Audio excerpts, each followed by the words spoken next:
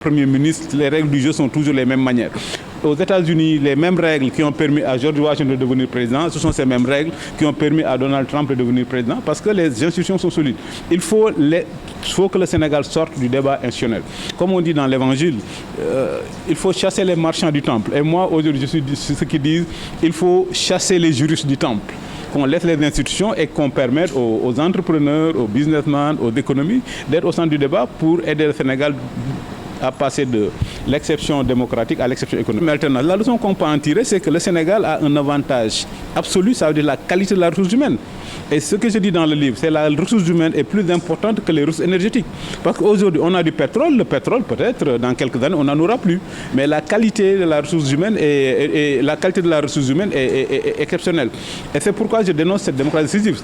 On a des gens extrêmement brillants, on a des gens extrêmement compétents. Mais quand on voit aujourd'hui le débat, c'est la nature du débat qui fait que la qualité du cerveau de ces gens-là est piratée aujourd'hui par la question électorale. C'était une série d'entretiens dans la marche vers la première alternance.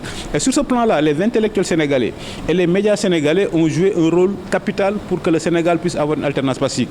Quand on prend l'exemple des médias, les médias ont permis deux choses. Faire reculer la violence, parce que la parole a une vertu cathartique.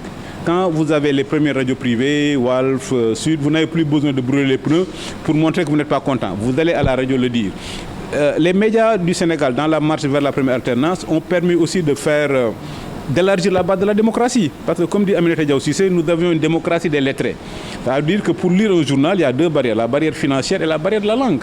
Mais quand les radios diffusent en Wolof, les radios ont permis aux 2/3 des Sénégalais qui ne parlaient pas français, qui ne comprenaient pas les enjeux, de devenir des acteurs du débat. C'est entre autres l'une des grandes choses qui ont permis peut-être la première alternance. Ça veut dire que les intellectuels qui ont été comme des témoins de Jéhovah en disant aux Sénégalais, réveillez-vous. Je cite un exemple, Serigne Mor Mbaye qui dans l'entre-deux tours explique aux Sénégalais pourquoi il y a eu deuxième tour. Serigne Mor Mbaye dit que nous sommes en train de passer d'une société gérontocratique de commandement à une société démocratique de convention. En disant qu'aujourd'hui, quand on voit la base électorale, les 2/3 des électeurs ont moins de 20 ans.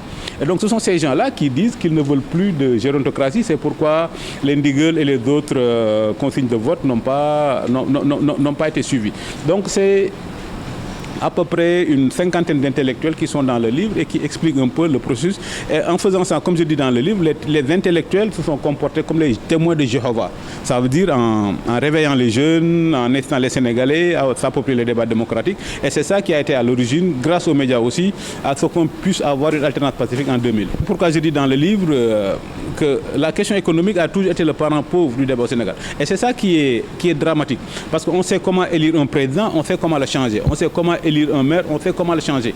Et donc à partir du moment où un pays atteint ce stade-là, il doit être dans la phase 2 de la démocratie. Ce que Constant appelle la jouissance de la sphère, la jouissance de la sphère privée. Mais c'est comme si on a une sorte de consensus au niveau des hommes politiques pour ne pas poser la question économique. Parce que sur la question, depuis que vous êtes dans la presse, depuis que vous êtes dans l'espace public, sur la question électorale, vous avez toujours des positions, des points de vue de l'opposition et des points de vue de la majorité sur la question électorale. Par exemple, si vous prenez la Casamance, qui est notre crise nationale, il n'y a jamais eu de débat. Sur l'économie, il n'y a jamais eu de débat. Et c'est pourquoi je dis dans le livre que la question économique, comme il n'y a eu jamais de débat au niveau de la classe politique, la question économique a été sous-traitée aux institutions de Bretton Woods, FMI, Banque mondiale. Comme je dis, la démocratie est la compétition des réponses aux questions que les citoyens se posent.